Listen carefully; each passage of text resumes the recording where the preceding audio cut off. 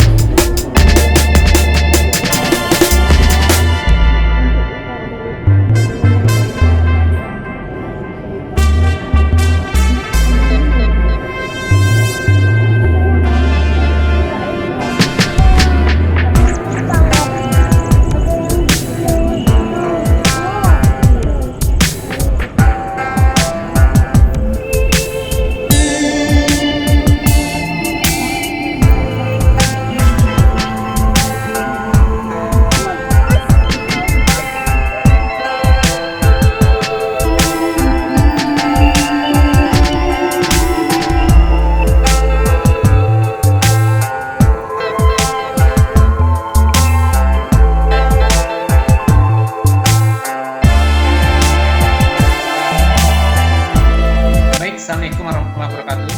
Waalaikumsalam warahmatullahi wabarakatuh. Jadi gimana kabarnya? Gimana kabarnya Kang Zaki di Thailand? Alhamdulillah sehat. Sambil relaksasi lockdown ya sampai akhir Juni ya, sambil menikmati kampus. Masih lockdown di sana? Masih sampai akhir Juni. Masih. Tapi kita bisa jalan-jalan ke kampus lah ya, menikmati udara segar gitu. Iya. Oke, baik Bapak dan Ibu pemirsa di seluruh Nusantara. Saya kenalkan dulu seorang pemuda yang cukup energik ini, namanya Kang Zaki. Ya, nama lengkapnya adalah R. Ahmad Zaki El Islami MPD. Kang Zaki ini sehari-hari menjadi dosen tetap di Untirta. Ya. Sekarang lagi menempuh pendidikan S3 di Kasep Sart Thailand University. Ya. Mungkin saya kenalkan kepada Bapak dan Ibu dulu bahwa pada kesempatan ini Kang Zaki akan membicarakan beberapa hal. Yang pertama kita bicara masalah bagaimana cara mendapatkan hibah kolaborasi global atau internasional. Nanti dia akan ceritakan tentang pengalaman proses beliau mendapatkan hibah ini. Betul begitu, Kang ya? Insya Allah. Ya, kan? Nah, Insya Allah. Ya, saya kenalkan sedikit tentang biodata beliau.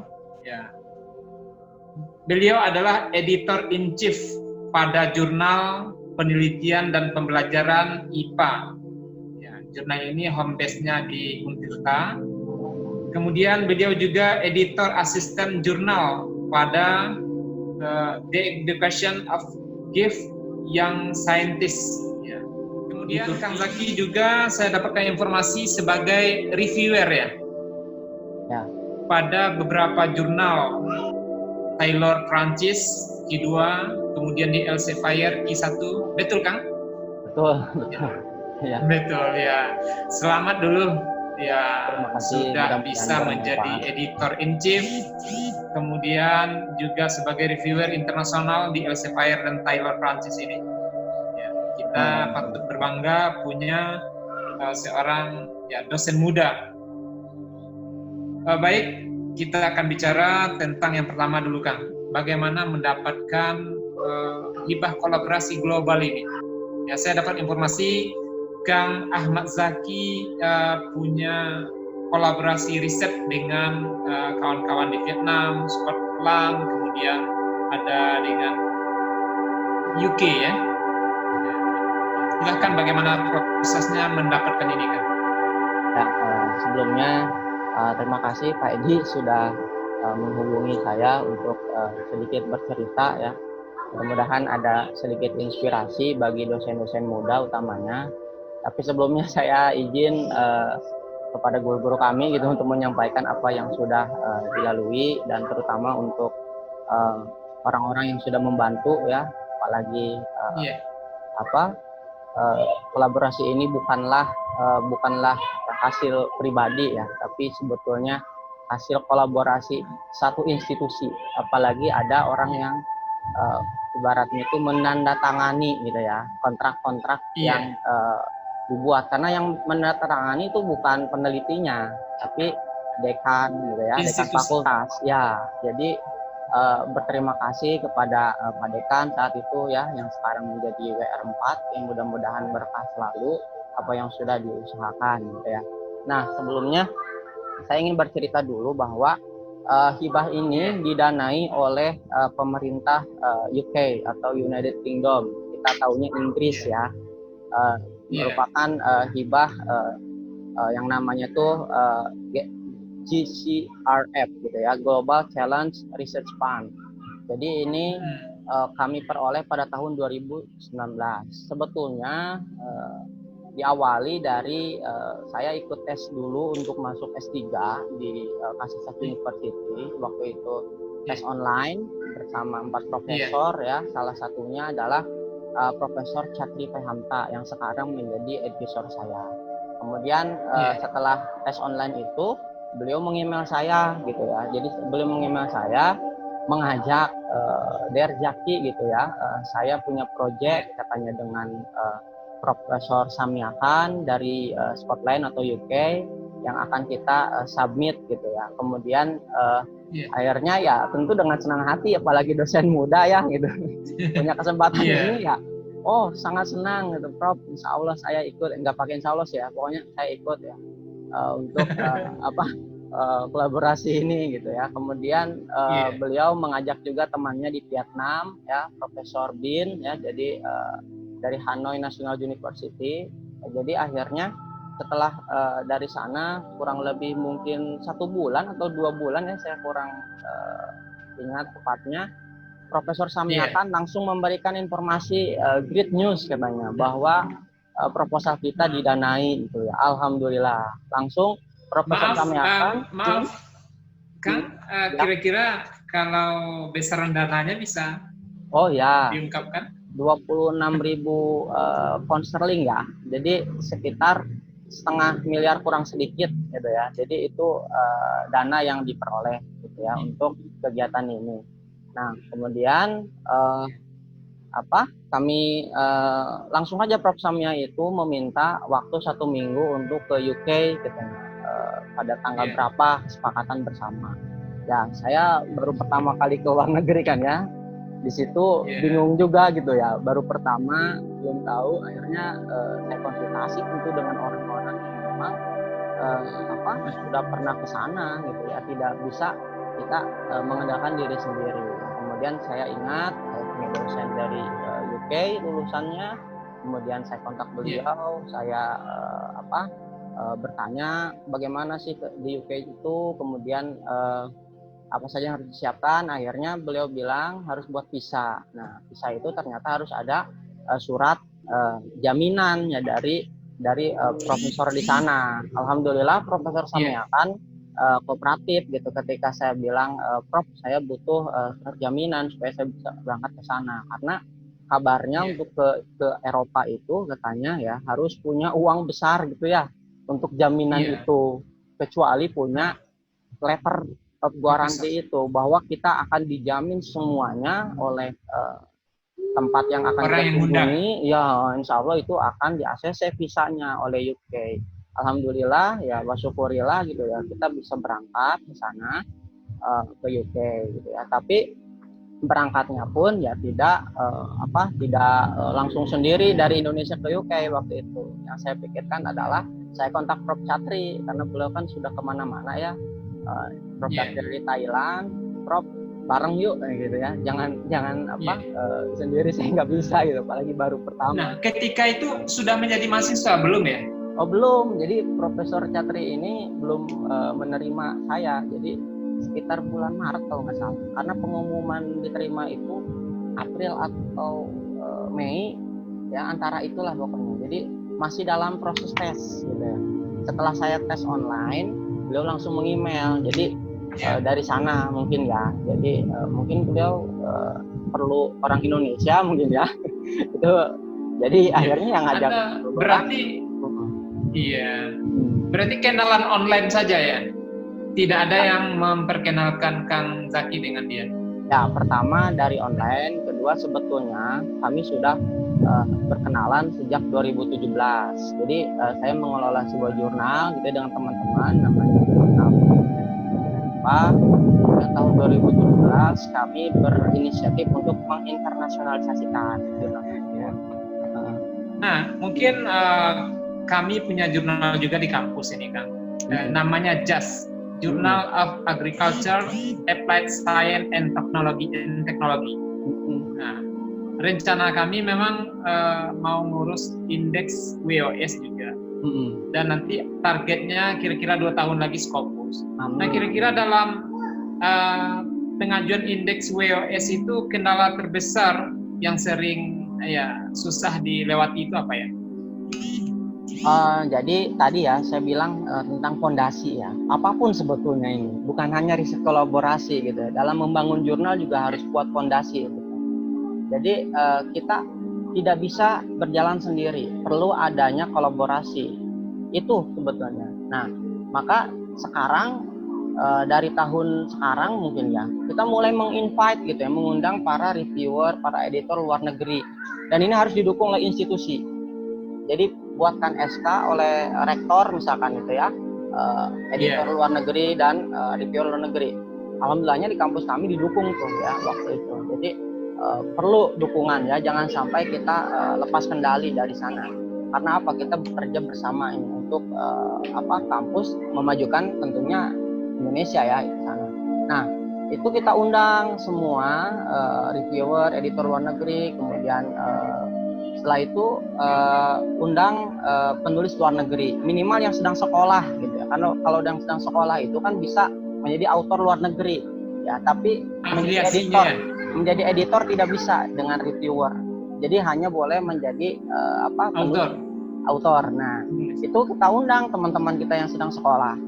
Kembali lagi di sini adalah masalah relationship gitu ya, networking. Tidak bisa kita mengembangkan jurnal kemudian menganggap jurnal kita adalah jurnal terbaik gitu ya. Tidak, karena memang ada orang di sana, orang luar. Makanya tujuan hidup ini kan bukan menjadi yang terbaik ya Pak Edi ya, tapi memberikan yang terbaik. Sama-sama baik. Sama-sama baik gitu ya, memberikan yang terbaik, menjadi yang terbaik dalam diri kita kan gitu ya.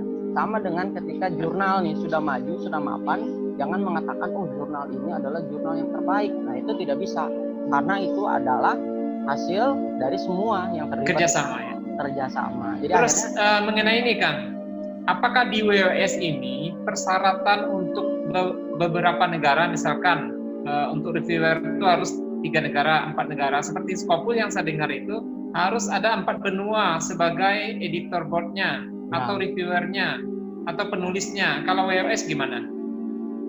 Sebetulnya mirip ya, pada akhirnya. Kebetulan jurnal kami ini masih di Emerging Source Citizen Index.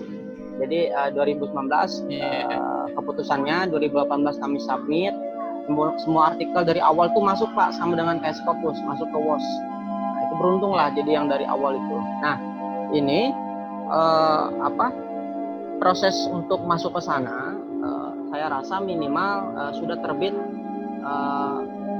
Ini masalah prinsip ya Pak ya. Ada yang mengatakan cukup dengan title, abstract, reference, ya cukup itu untuk mengindekskan bahwa menangkap itu, bahwa ya seperti itulah dosen muda gitu Pak Edi ya. Pak Edi kan sebagai dosen senior. Jadi mohon maaf gitu kalau dosen muda itu sangat ingin mengungkapkan ide-idenya, karena mungkin dari sananya ya pemikiran dosen muda itu seperti itu, selalu ingin cepat, ingin besar, ingin memberikan perubahan, padahal ya tentu dosen-dosen senior lebih paham lah tentang kebijaksanaan dalam mengambil hal-hal yang memang harus ditetapkan. Makanya ya sekarang sih kalau saya sebagai dosen muda ya mungkin hanya mengungkapkan ide saja gitu Pak. Tapi bukan ide saja sih yang harus diperlihatkan ya, dosen muda itu harus memberikan bukti bahwa ide itu memang dilakukannya.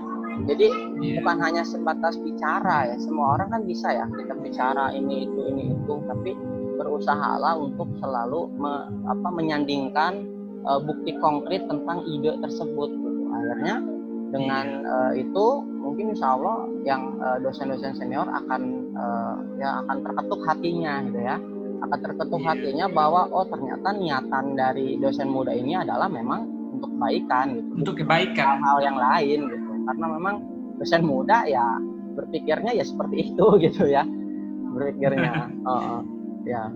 Nah, mungkin Kang Zaki kan sudah bergaul dengan profesor dari luar negeri ini, ada dari Scotland, ada dari Vietnam seperti yang saya sampaikan tadi.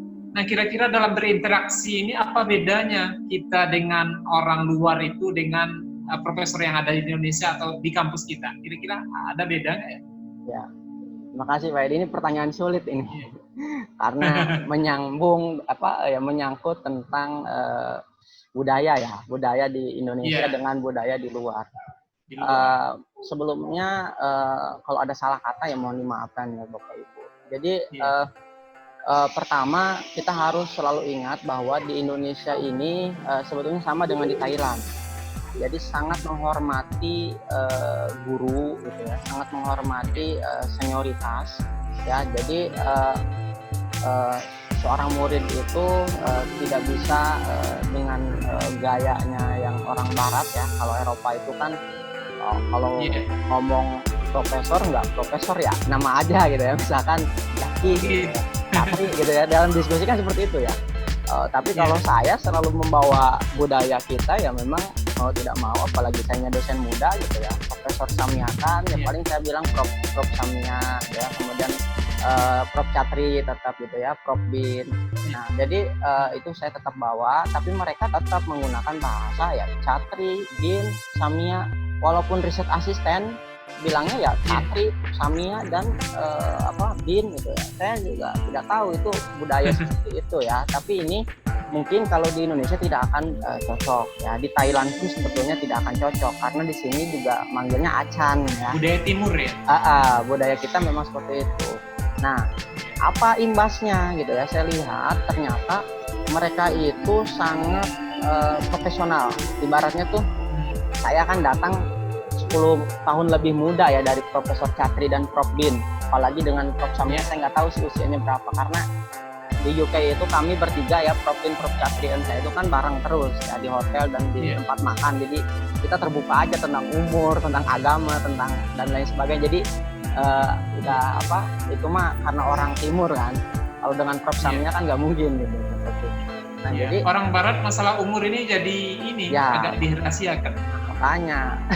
Makanya kita berkumpulnya bertiga aja kan, sebagai orang Asia Tenggara datang ke sana, dan kebetulan Profesor Catri orangnya terbuka juga gitu ya, Prof Bin juga sama, jadi ya akhirnya kita ngobrol terbuka tentang umur, tentang agama, tentang makanan halal dan tidak, tentang waktu itu lagi puasa Ramadan nih, saya bilang bahwa kita tidak makan minum tidak masalah gitu, karena memang sudah tidak lagi menjadi permasalahan ya yang seperti itu, karena kita ya ke sana untuk mengembangkan ilmu gitu ya, mengembangkan ilmu bersama-sama. Akhirnya saya walaupun muda datang ke sana, ternyata mereka sangat menghargai gitu, walaupun saya tidak terlalu wah seperti Prof Catri dan Prof Bin gitu ya, tapi mereka mau mendengarkan gitu ya, mau mendengarkan apa yang saya ungkapkan, dan tentunya yang saya bawa juga berdasarkan data gitu ya, data dari Science Education di Indonesia seperti apa kita paparkan, kita sama-sama lihat problem negara,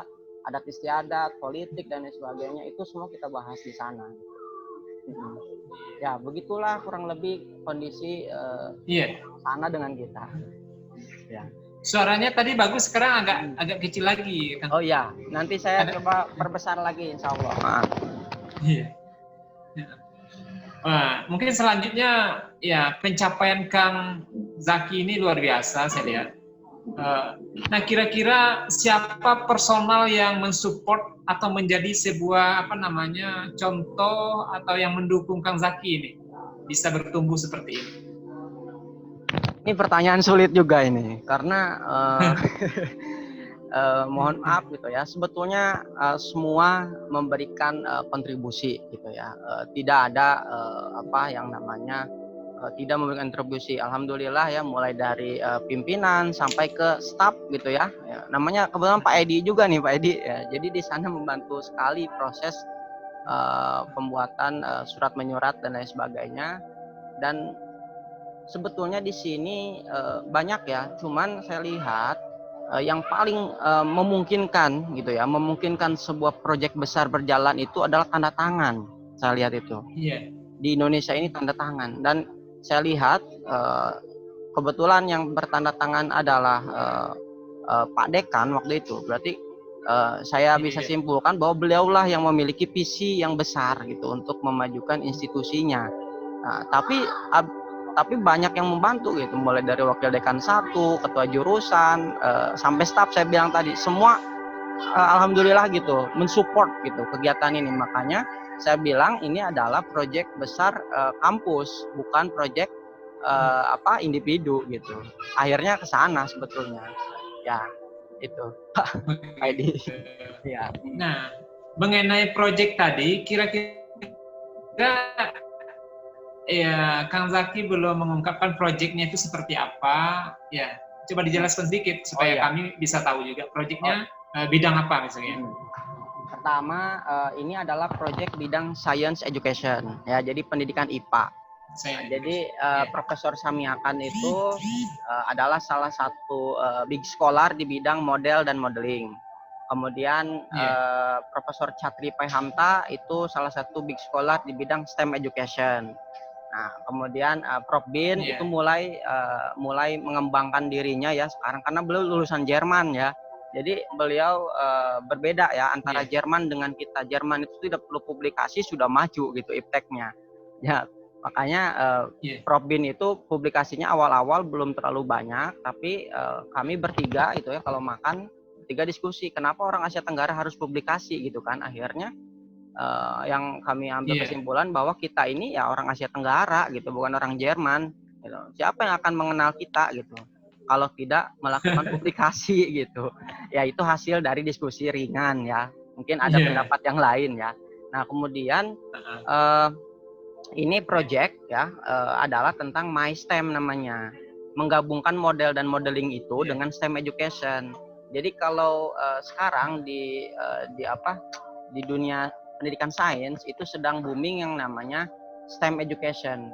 Science, Technology, Engineering, and Mathematics Education. Jadi mengintegrasikan gitu ya, mengintegrasikan nature of science, nature of technology, nature of engineering, dan nature of mathematics dalam proses pembelajaran.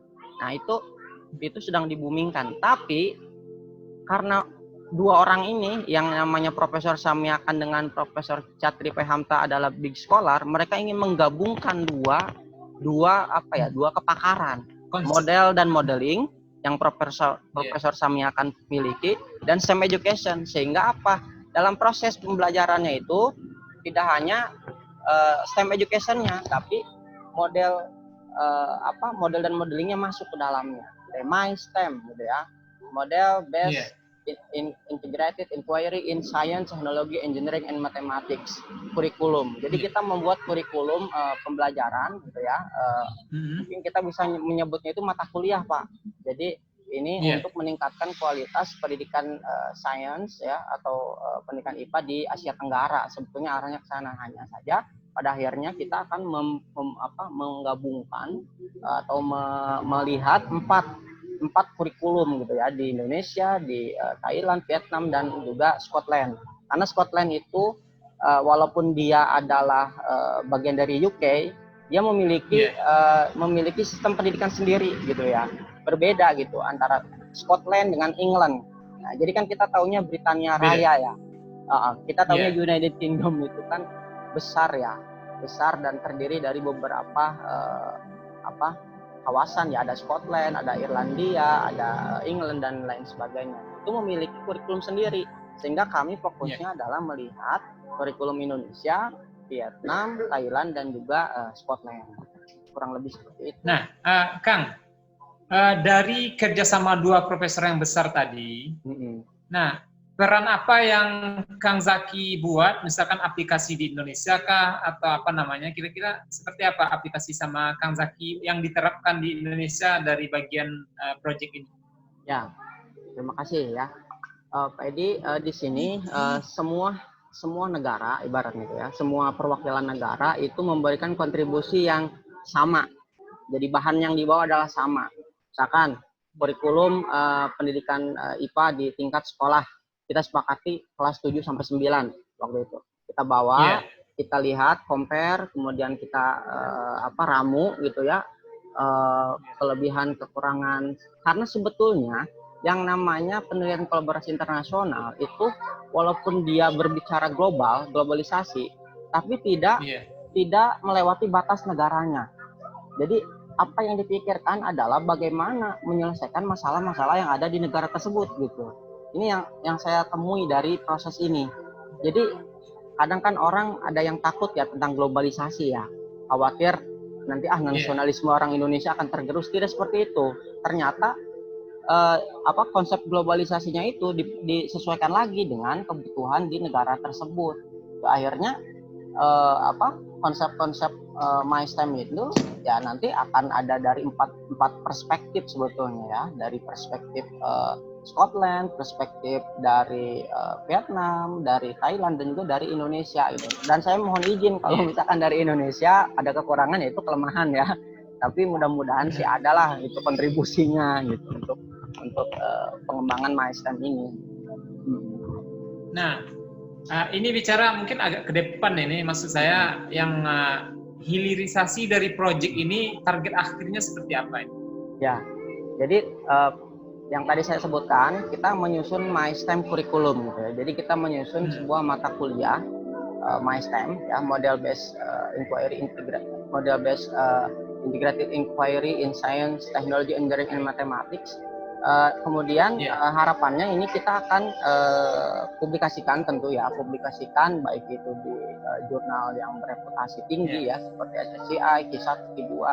Bisa juga kami bawakan ke seminar-seminar tingkat global ya. Jadi seperti Esera dan lain sebagainya. Atau mungkin jurnal-jurnal yang memang diperkenalkan oleh NARS dan lain sebagainya. Jadi ada sebuah komunitas-komunitas yang global yang didatangi oleh para profesor untuk menyebarluaskan gitu ya temuan-temuan itu sehingga bisa tersebar secara global, dan kami punya websitenya gitu ya di UK ini. Jadi kalau bisa dilihat nanti di http gitu ya /2 kemudian miistem.org MySTEM gitu ya. Nah itu bisa dilihat semua aktivitasnya. Jadi kita bagikan secara global, tapi harapannya adalah kita bisa gunakan di Asia Tenggara gitu ya, utamanya ya di kampus yang melakukan ini gitu ya. Mudah-mudahan terus didukung, disupport gitu ya oleh pihak yang berkepentingan. Nah, makanya saya bilang ini adalah proyek bersama, proyek besar kampus, bukan proyek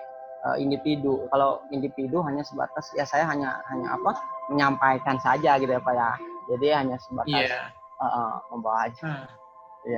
Ya gini Kang, mungkin Kang sudah menulis di beberapa jurnal, ya ada papernya tentang STEM. Kira-kira yang dibahas itu poin pentingnya apa? Untuk publikasi yang sekarang kita sebetulnya masih terus melakukan online meeting ya, setelah kita kurang lebih 8 hari ya, atau bukan 8 hari, sebenarnya 5 hari gitu ya, dengan total 8 hari di UK.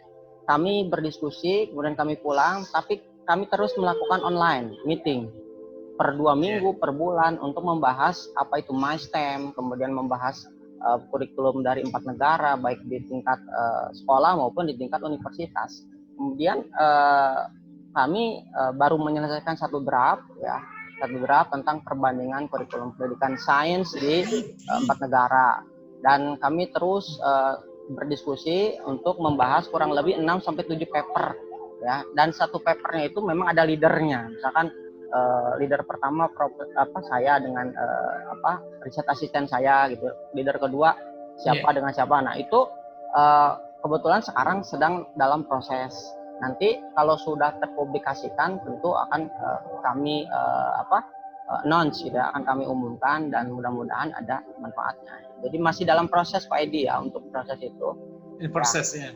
Karena baru implementasi di Indonesia pada Desember 2019, kemudian implementasi di Thailand, kemudian implementasi di Vietnam baru saja selesai gitu. Jadi prosesnya memang panjang penelitian itu.